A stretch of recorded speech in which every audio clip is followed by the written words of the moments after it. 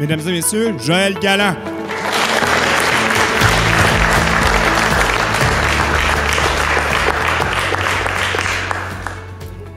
Salut tout le monde, ça va bien? Merci d'être là. C'est bien le fun de vous voir pour parler d'entrepreneuriat aujourd'hui. C'est le fun de voir que ça intéresse encore certaines personnes, l'entrepreneuriat. Avant de commencer, j'ai envie de parler de la question que Roxane a posée. Il a dit, est-ce qu'on est entrepreneur? Comme s'il y avait un profil type. Il y a juste ces personnes-là qui pourraient être entrepreneurs. Mais ce n'est pas le cas. J'ai la chance, avec mon entreprise, de travailler avec plusieurs centaines de propriétaires d'entreprises partout au Québec. Toutes les tailles, d'une petite PME jusqu'à des entreprises nationales et multinationales. Il n'y a personne qui a le même profil. C'est tout juste s'il y en a deux qui se ressemblent. Il y a des gens plus conservateurs, il y a des gens plus fonceurs, qui risquent. Il n'y a personne qui est pareil. La seule chose que tout le monde a en commun, c'est comme Roxane l'a dit, une passion, un désir d'aller plus loin puis de faire ce qui n'est pas facile puis que les autres n'ont pas le cœur de faire. Quand Jonathan m'a appelé la semaine passée, il me dit « J'aimerais ça que tu viennes faire une conférence pour un 5 à 7 entrepreneurs. » Je pensais qu'il me parlait de faire ma conférence sur les rêves. Rapidement, il me dit « Non, j'aimerais ça que tu parles de ton expérience. C'est quoi être entrepreneur? » Tu sais. On est là pour parler d'entrepreneuriat. Là, je me suis dit « Y a-tu de quoi de plus plate que parler d'entrepreneuriat? » Je sais quoi je vais lui dire. Je vais lui dire « Je travaille 70 heures par semaine. » Ou que j'ai raté mon coup 10 fois. Tu sais. Ou c'est quoi, je lui dis que j'ai fait faillite. C'est quoi, je lui dis, au bout de 5 minutes, la salle va être vide. Je vais parler tout seul. D'après, je me suis dit non, je vais lui raconter une histoire. Une histoire d'entrepreneur. Pas toute mon histoire, naturellement, parce qu'on m'a donné 20 minutes. Mais comment ça commence tout ça? Comment on en arrive aujourd'hui à avoir 30 ans, à être propriétaire de son entreprise, à avoir du succès, puis à vivre son rêve. Puis pour moi, on va commencer en 2013. J'ai choisi ce moment-là. Dans le fond, en 2013, j'avais 25 ans. C'est il y a 5 ans. Donc, vous comprenez que j'ai 30 ans aujourd'hui. 25 ans. J'avais un chum qui était parti vivre aux États-Unis. Il était parti vivre à New York parce qu'il s'était fait une blonde là-bas. Il a vécu 3 ans là-bas. Puis là, en 2013, ça ne fonctionnait pas avec sa blonde. Il a choisi de revenir vivre au Québec. Puis là, on avait une veillée ensemble, on était 2-3 chums. Puis on jasait à New York, tu sais. La première chose qu'il me dit, c'est hey, à New York, là, tout le monde tripe sa poutine. Les New-Yorkais, ils tripent sur Montréal, puis ils tripent sa poutine. Il y a plein de restaurants qui en servent avec du fromage râpé puis de la sauce à dinde. C'est vraiment dégueulasse. Puis le monde y en achète pareil parce que les New-Yorkais, ils tripent sur Montréal puis ils tripent sa poutine. Fait que là, plus la soirée avançait, tout le monde ici a déjà fait ça. Tard le soir, on a toujours des bonnes idées. Des fois, le lendemain matin, elles sont plus bonnes, mais plus la veillée avance, plus nos idées sont bonnes, plus elles sont intéressantes, plus elles sont drôles, puis là, on se craint, puis on est sûr qu'on va changer le monde, tu sais. Puis là, nous autres, on allait exporter la poutine aux États-Unis, à New York, puis on allait en vendre dans tous les restaurants. On allait faire un tabac. La seule différence, c'est que le lendemain matin, quand on s'est levé, on l'a fait. J'ai lâché ma job, 25 ans. On a cumulé nos économies. On est allé à SADC obtenir un prêt de 30 000 au CLD, avoir la mesure de soutien aux travailleurs autonomes. On s'est lancé. On a bâti notre plan d'affaires. Puis on s'est mis à exporter les fromages de la fromagerie Champêtre puis les sauces de Berthelet aux États-Unis. Quel trip de fou. 3 kids dans vingtaine qui font le nord-est des États-Unis en char, visiter des restaurants, puis des fournisseurs, des distributeurs de produits alimentaires pour leur présenter le fromage du Québec, puis cette drôle de recette qui est des frites avec du fromage puis de la sauce dessus. Puis ça s'est mis à bien aller. Ça a commencé à rouler. On avait de plus en plus de restaurants, un coup de road trip de 4000 km qui passe par Rhode Island, puis toutes sortes de places bizarres avec des petites villes miteuses pour rencontrer des restaurants. On avait de plus en plus de clients. Au bout d'environ 8 mois, on était face à un choix. Le plus gros food show pour les restaurateurs au monde se tient à New York. Ça s'appelle le International Restaurant Food Show de New York. Les chefs et les propriétaires de restaurants de partout aux États-Unis et même au Canada volent à New York pour aller à ce show-là, qui est dans le Javits Center à Manhattan. C'est à 300 000 pieds carrés. C'est là que tout se passe. Toutes les nouveautés alimentaires, les nouvelles tendances, c'est là que ça se passe. Un kiosque au Javits Center coûtait 10 000 $. Juste louer le kiosque. On a pris la décision d'y aller. C'était beaucoup de billes pour une entreprise en démarrage. On fait le Javits Center. On se loue un kiosque. On engage un chef qui lance les frites dans les airs pour faire un show. On sert des échantillons de poutine. Ça faisait la file. 300 000 pieds carrés. Presque 1000 exposants. Le kiosque qui volait le show, c'était le kiosque de poutine sur le coin. Il y avait une file de chefs et de propriétaires de restaurants qui faisaient la file pour goûter nos échantillons de poutine du Québec. La folie. Au lendemain du show, on n'était pas capable de revenir au Québec. On avait des entrevues cédulées avec des distributeurs, des restaurants, des chaînes de restaurants, des chaînes de 100, de 300 restaurants. C'était la folie. Il y avait juste un problème. On n'était pas prêts. On était 3 kids dans vingtaine avec un rêve d'exporter la poutine aux États-Unis.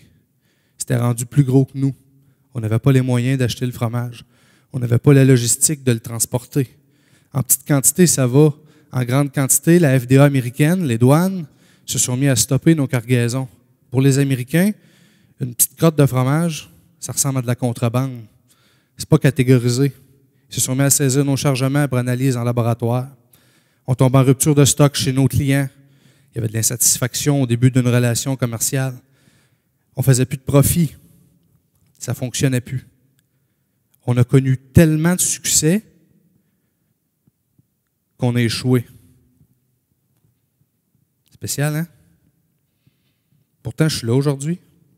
J'ai 30 ans. J'ai ma business. Ça va super bien. Je vis mon rêve. Qu'est-ce que vous pensez qui s'est passé quand on a échoué? Quand ça allait au plus mal, qu'on était découragé? Qu'est-ce qui s'est passé? Quelqu'un qui a une idée? Le téléphone a sonné. Je réponds à mon téléphone. Il me dit « Salut Joe, c'est Christian, te rappelles-tu de moi? » Je dis « Bien sûr. »« Ça va Christian? » Il dit « Ouais, qu'est-ce que tu fais de bon? »« Ah, ben on exporte le fromage aux États-Unis, tu sais. »« Ouais, ben t'as-tu un peu de temps de lousse parce que j'aurais un projet à te présenter? »« Hors d'hiver, que ça s'appelle. » Ça vous dit quelque chose, hors d'hiver? Y a-t-il quelqu'un à qui ça dit rien? Hors d'hiver. Je pense pas, hein? Pas mal tout le monde a une bonne idée de ce que c'est. En 2015, ou plutôt en 2014, à l'automne 2014, hors d'hiver, c'était un magasin informatique à Trois-Rivières sur le boulevard Jean-23. Ça venait de passer à l'émission Dans l'œil du dragon. Mathieu Gingras, peut-être certains d'entre vous connaissent, était le propriétaire. Puis l'entreprise était prête à prendre de l'expansion. Puis vu que les gars m'avaient vu aller, puis qu'ils savaient que j'étais capable de développer un marché, puis d'opérer une croissance, okay, peut-être qu'ils ne savaient pas qu'on était en train de planter, mais ils voyaient qu'il y avait le désir de pousser. Ils m'ont lâché un coup de fil. Puis j'ai eu l'opportunité de devenir un des propriétaires d'Hors d'hiver le 1er mars 2015, alors qu'il y avait une seule boutique. Bien, le 1er mars 2017, qui n'y a pas tout à fait un an, 2 ans après mon arrivée dans l'entreprise, le plan de développement que j'ai mis en place puis que j'ai opéré a permis à l'entreprise de passer de 1 point de vente à 110 points de vente dans 5 provinces canadiennes.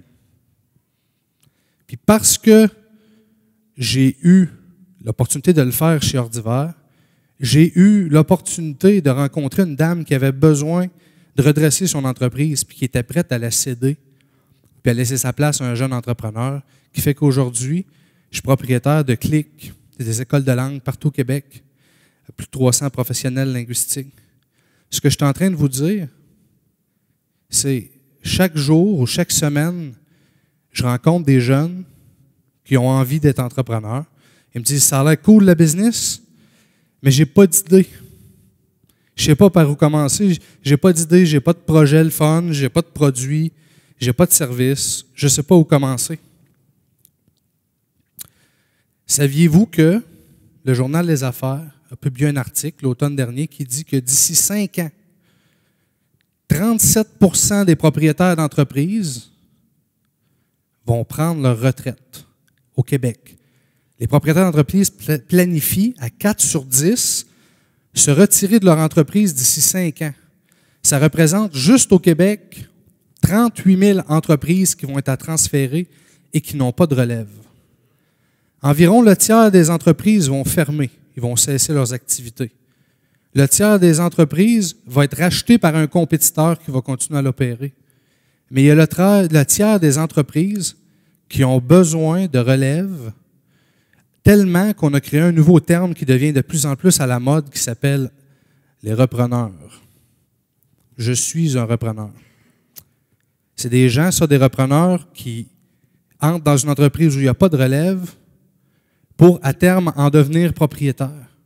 Parce qu'il y a un besoin au Québec. Si vous rêvez d'être entrepreneur, le Québec a besoin de vous.